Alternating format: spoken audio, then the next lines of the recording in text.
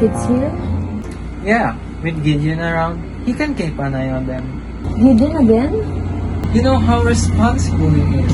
Besides, he's already independent. We can count on him.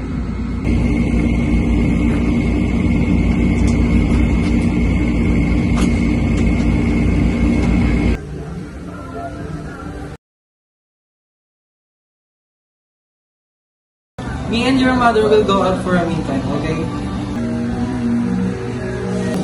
Also, Mallory, do the dishes and finish the laundry for us, will you? Don't disappoint us, honey. We will be right back.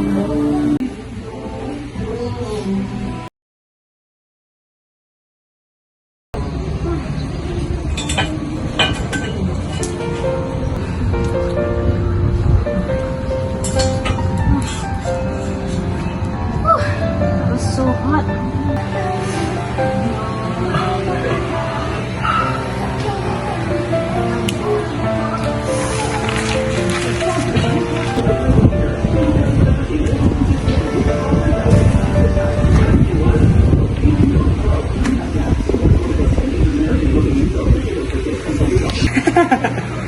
Oh God, I need to quench my thirst. How come I'm already dehydrated? I just finished a glass of water a few minutes ago.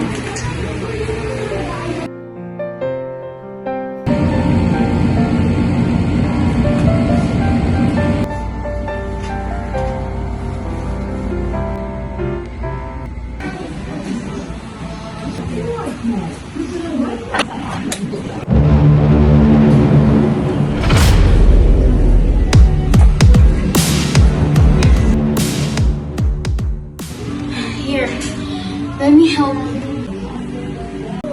What happened here? Who caused this? That's not what happened. We knew exactly what we did. Seriously, Mallory? What did I tell you about not making any mess? Have you not learned anything? We get home and we see this? Actually, I'm not even surprised anymore if I see the clothes not hung outside. Will you please just listen for a second? It wasn't me! I swear, it was Felix! I was just trying to help! Enough! You've been blaming your brother since the day he was born. We're not letting you get away with your mistakes again. Is Gideon in his room right now? I bet your older brother got tired. He's been up all night, studying. While you have one job to do. Even that, you failed. You've been playing your ukulele day to night. Is that even a job? Have some pity for us, Mallory. We go through hardships and we're gonna only end up as a musician. Why would you bring up my passion out of nowhere? What is wrong with you? You've always been a headache to us. You make things worse.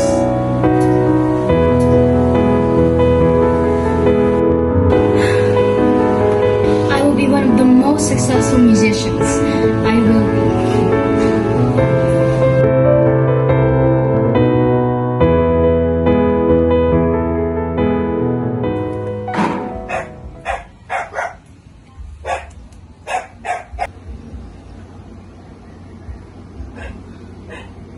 You have to stop the world just to stop the feeling.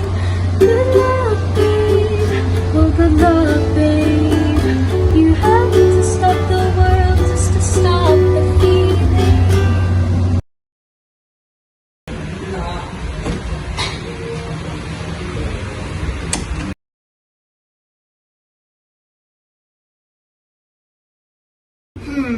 The deadline is near for the competition. I should probably sign up.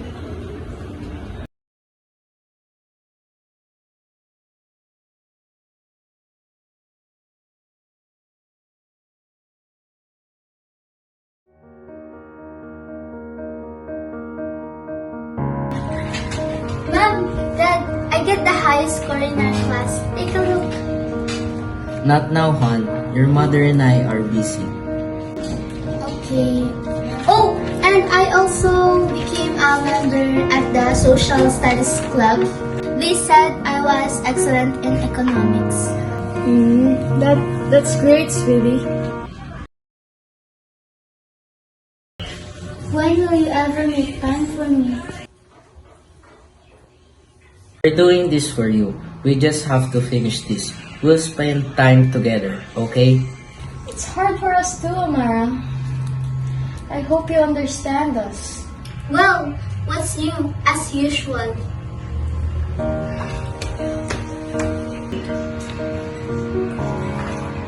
Will she ever appreciate our efforts? When will we be good parents for her? Come on, honey. You know how much we're lucky. She barely talks to anyone but us. Just have to push this investment and then we wouldn't have to worry about giving her the life she desires.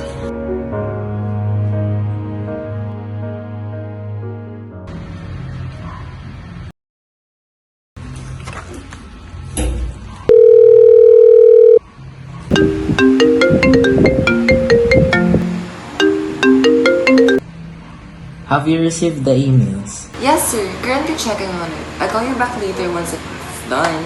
I haven't skimmed through all of the letters yet. Don't worry, we'll be guiding at the audition day. Got that. Thank you, sir.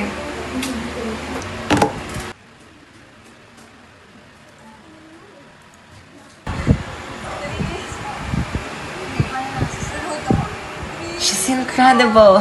She's incredible.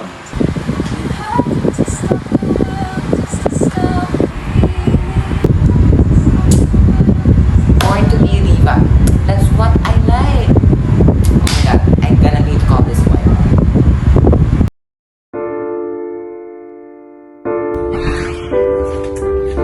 What if they don't accept me? What if I fail?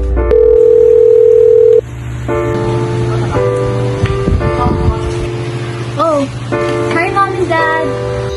How's Felix doing? Is he alright? Oh, him again?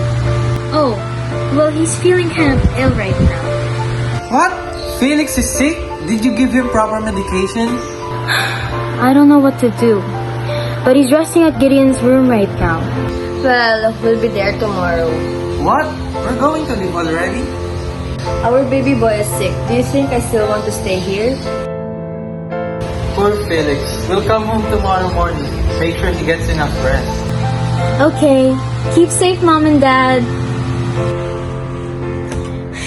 When will you ever ask me if I'm doing okay?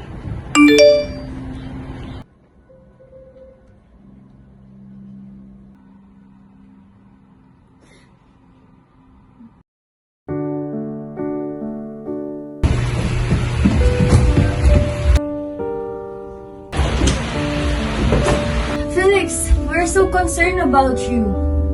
Gideon, did you check his temperature? Is this a wet towel? Yes, Dad. You reminded me that.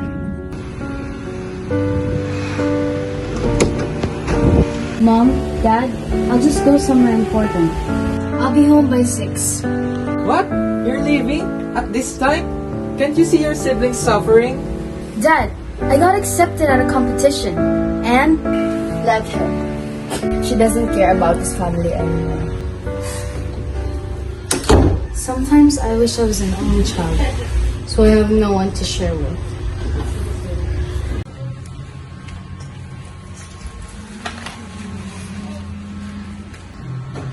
Leaving again? Not saving me at least a second? You said you'll finish work by this day and lend me some time. Please, understand. We really need to. But what if you die? What will be left for me? This house? This, I don't know, materials? What am I supposed to do with this? Instead of leaving me memories behind, you choose to leave these things for me? Because I need it most? Han. You guys are my parents, but I never felt like you were one. I'm sorry, Amara, but we have to go.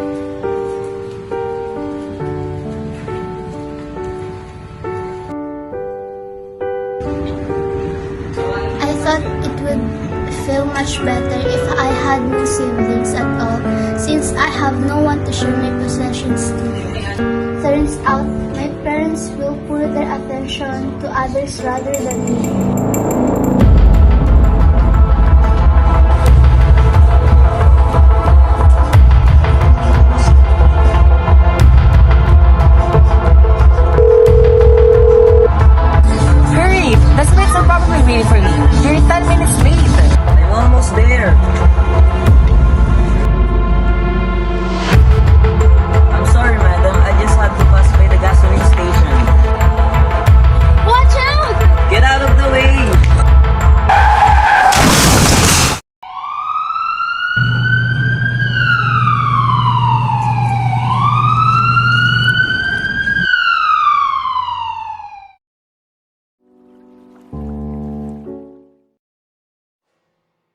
What are her findings, Doc Chan?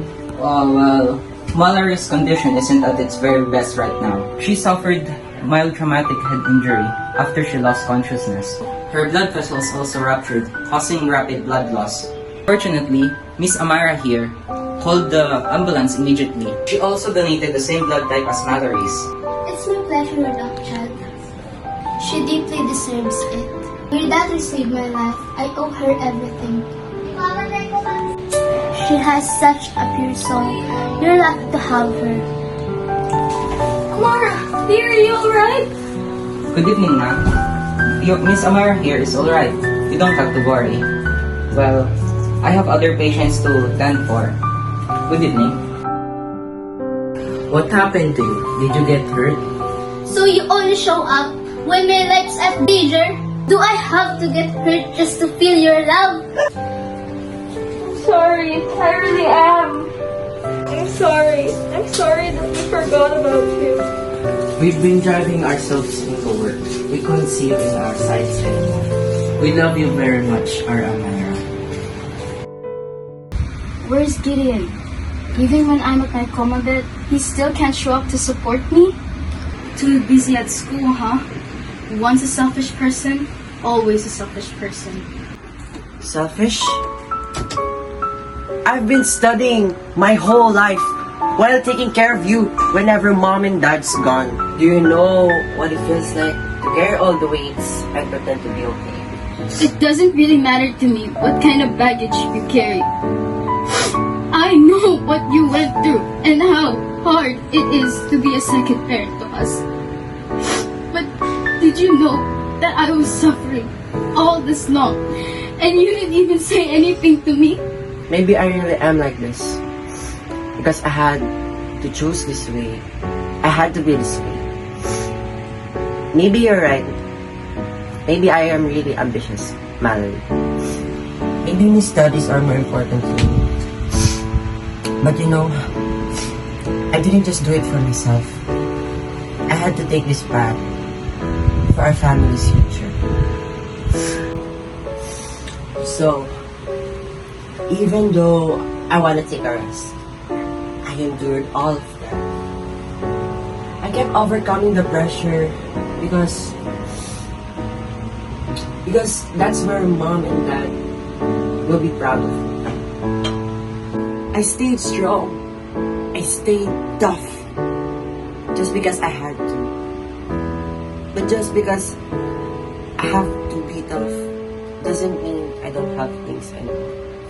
You're my sibling, Gideon. I look up to you and I love you so much. But the thing is,